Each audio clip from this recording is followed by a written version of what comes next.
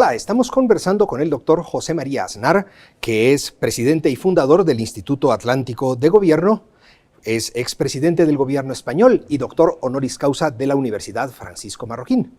Doctor Aznar, el populismo en Latinoamérica, ¿es un fenómeno que está creciendo o es un fenómeno que se está aproximando a sus últimos días? Sobre todo ya no es un fenómeno solo latinoamericano, es un fenómeno general. Hay populismos en Latinoamérica que no solamente yo creo que estén decreciendo, sino que incluso están creciendo. Hay populismos en Estados Unidos, populismos billonarios o trillonarios en Estados Unidos. Hay populismos en Europa, hay populismo en España, hay populismo en Francia, hay populismo en el Reino Unido, hay populismo en Alemania, en Austria, en Grecia, en Italia. Vuelven a resurgir los fenómenos del populismo, ¿no?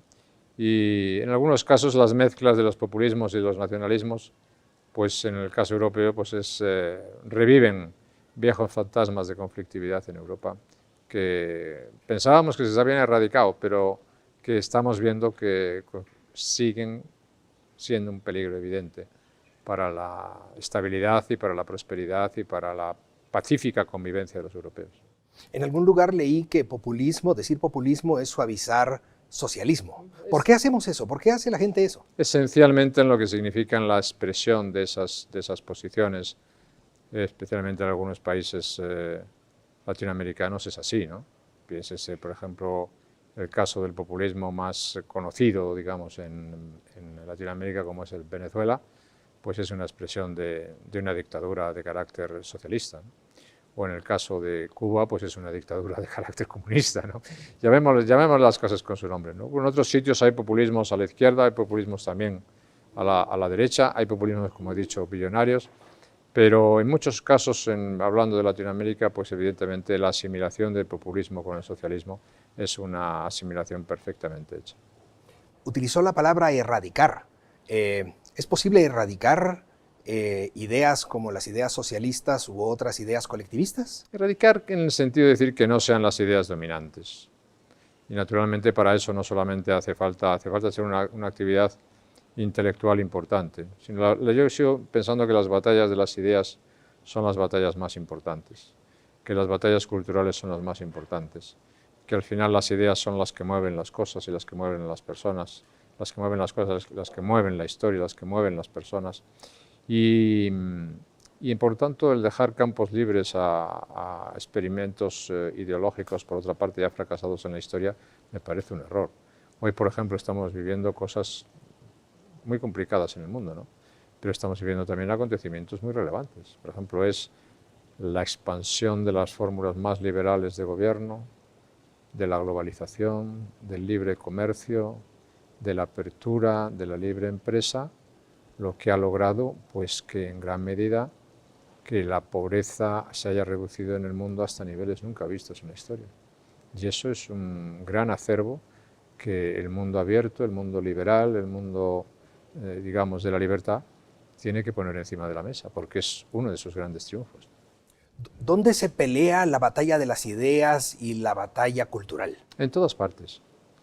Aquí en las universidades, en las fundaciones, en los partidos, en las empresas, en los medios de comunicación, por supuesto, pero en todas partes, digamos, el componente de las ideas es un componente, como digo, fundamental, que existe en cualquier actividad, en cualquier sitio al que vaya a decir. Y otra cosa distinta es que uno pueda tener una ideología cerrada o que uno pueda tener un ideario, ¿no? Por ejemplo, el que ha citado usted antes, el Instituto Atlántico de Gobierno, yo explico, no es un instituto que tenga una ideología, pero sí tiene un ideario.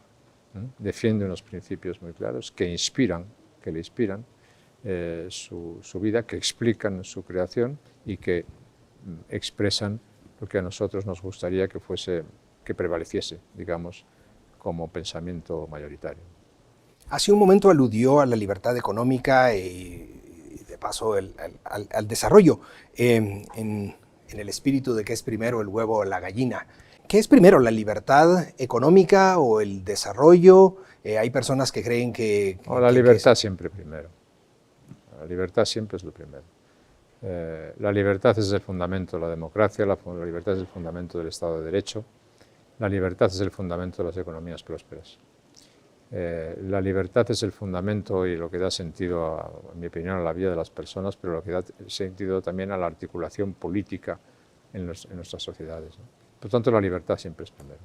Y quien apuesta por la libertad desde el principio acaba obteniendo buenos resultados. Si pensamos que el objetivo es eliminar la miseria, eliminar la extrema pobreza, eliminar las carencias fundamentales, digamos. Últimamente he leído en algunos ambientes que ya no se usa la palabra pobreza, se usa la palabra exclusión. ¿Ha tenido esta percepción de que eso está ocurriendo? Y si estuviera ocurriendo, ¿por qué podría ser? Sí. Yo creo que en las condiciones actuales modernas del mundo las cosas se simplifican en términos de integración o de exclusión. Y eso tiene mucho que ver con las oportunidades y con las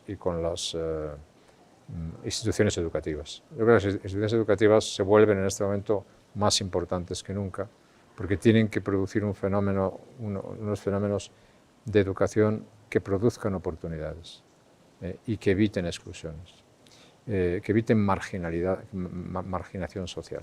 La pobreza es otra cosa distinta y la pobreza hay que seguir combatiéndola, ¿no?, hasta acabar definitivamente con ella. Los avances que se han hecho son extraordinarios, pero en las condiciones, digamos, de la competitividad del mundo moderno aparecen unas posibles nuevas amenazas, que es constreñir la movilidad social en los países de tal manera que haya grupos muy integrados y otros grupos, digamos, en posiciones marginales. Eso afecta también a las naciones y a los países, ¿no? Y por eso yo siempre digo que tener un buen sistema institucional y tener un buen sistema legal es fundamental, porque no solamente compiten las personas y las empresas en el mundo global, compiten también los sistemas institucionales y los sistemas legales. Y por eso los sistemas educativos, hablando de las personas, hablando de las empresas, etcétera, etcétera, son más importantes que nunca en su buen rendimiento. Cambiemos de tema. Me gustaría hablar del islamismo. El islamismo percibido como una amenaza no solo para Israel, sino para Occidente. ¿Cuál es su perspectiva sobre el tema? El islamismo radical, el yihadismo, el terrorismo islámico es una amenaza muy grave para el mundo occidental.